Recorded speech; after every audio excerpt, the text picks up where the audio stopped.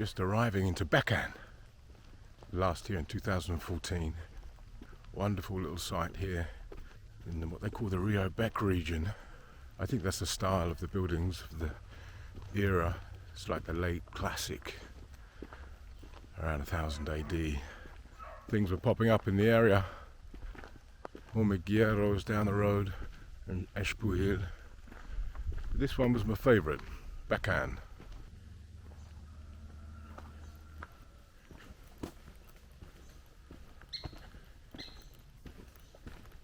The name Becan, which in Yucatec Maya means trench, is precisely named for one, which protects the most important buildings.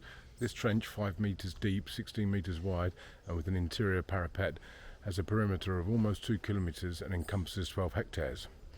The access to the zone is restricted to 7 entrances, each with its own bridge. I'm reading from this. Presently, one can visit 20 major construction associated with plazas and patios distributed over 3 goddamn Mayan hectares. And I suppose, this is the trench.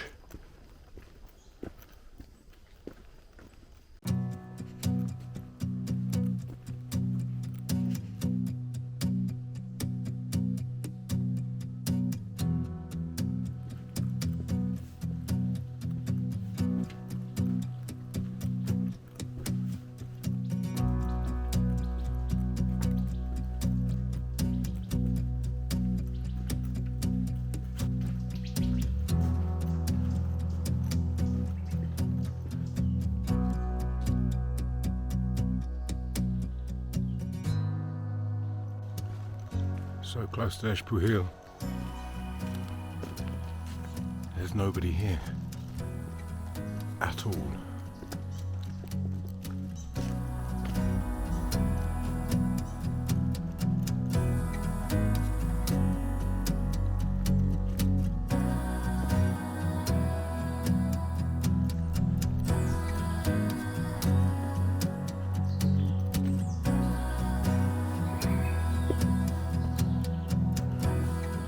Pretty impressive ball court here too.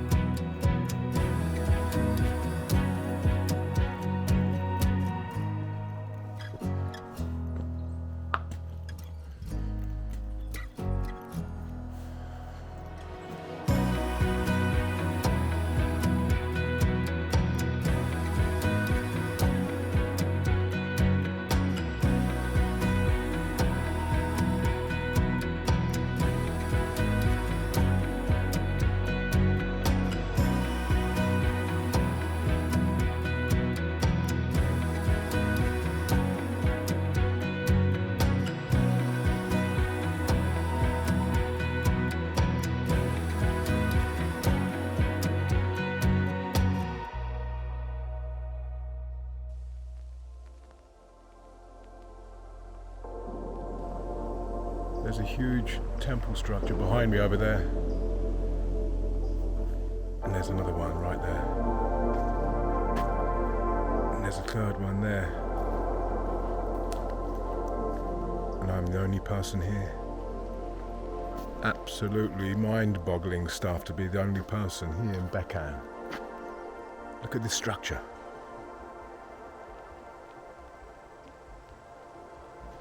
And that is why I'm going to fly my drone. Because I'm a naughty boy. Of course, these temples are no drone zones. We're speaking to that wonderful local chap about being kings and queens for the day, because there's nobody here except us.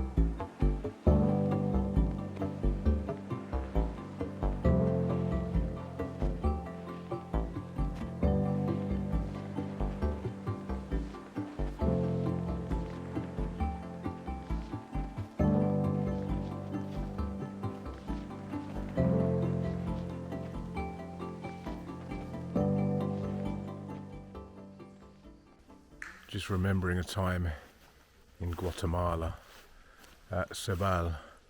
The buzzing is not huge amounts of bees, it's a huge amount of mosquitoes.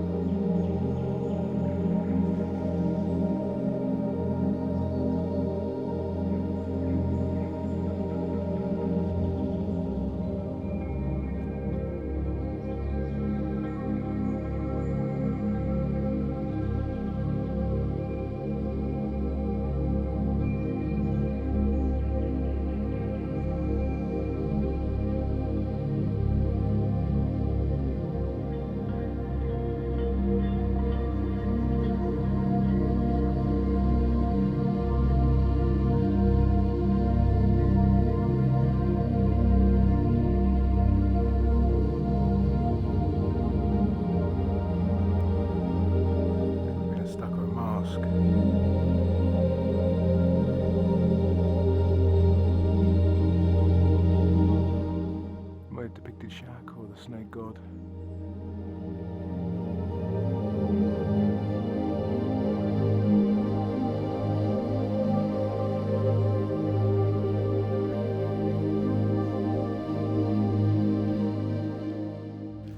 You get the opportunity to come to this part of the world, drop into Xpujil, stay at Oscar's place, he does some great pizzas, and burn down the road 15 minutes in a taxi or a colectivo. Colectivos are about 20 pesos, which is nothing. And enjoy Becan. It's one of the most quietest and beautifully preserved Mayan ruins in the area. No one's here. No one was here in 2014, and nobody was here again today. It's phenomenal.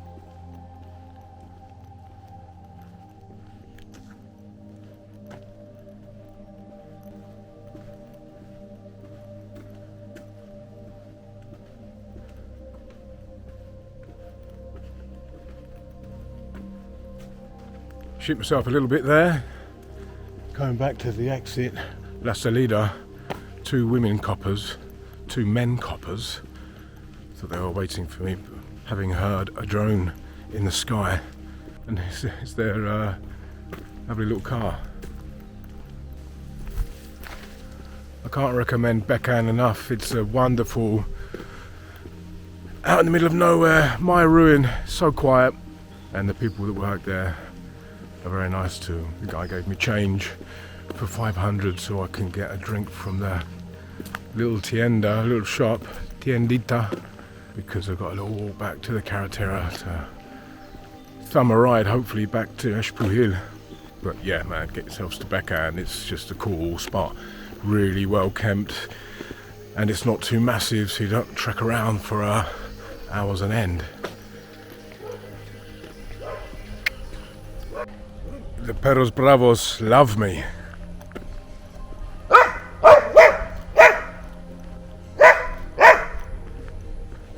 Must have a little mango juice from the small shop.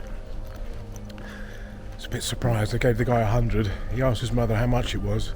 It's 15, and he had to go into his calculator app to work out how much change to give me, which goes to show me that there's not some great schooling happening in the area, which is unfortunate.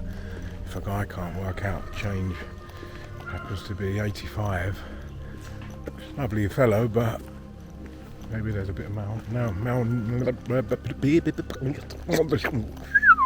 malnutrition in the area where the brains are not working so well as the sun. But yeah, I mean, I'm not complaining, but I'm just a little bit worried about a guy in his late teens, early 20s, can't work out that small mathematic equation. Something you've got to note when you're off the beaten track at somewhere like Becan is that getting back to where you come from might be a bit of a struggle. I've been waiting here for about an hour on the side of the road trying to thumb a ride with a collectivo or a taxi, but there's been no luck. With a smile on my face and a thumb in the air. I was doing a lot of this back in 2009. It seemed to work quite well, but at the moment I'm not having much luck.